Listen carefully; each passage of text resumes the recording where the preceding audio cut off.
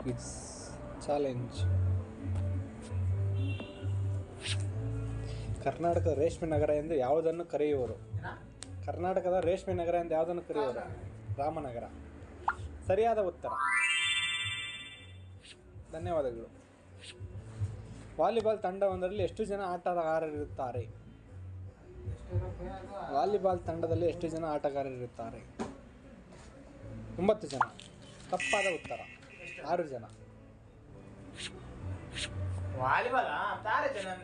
ನೀನೇನಾಗ ಕರ್ನಾಟಕದ ಆಡಳಿತ ಭಾಷೆ ಯಾವುದು? ಕನ್ನಡ, ಕೊಂಕಣಿ, ತುಳು, ಇಂಗ್ಲಿಷ್.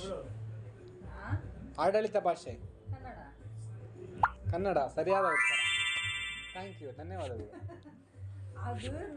ಶ್ರೀ ರಾಮಾಯಣ ದರ್ಶನ್ ಬರೆದವರು ಯಾರು?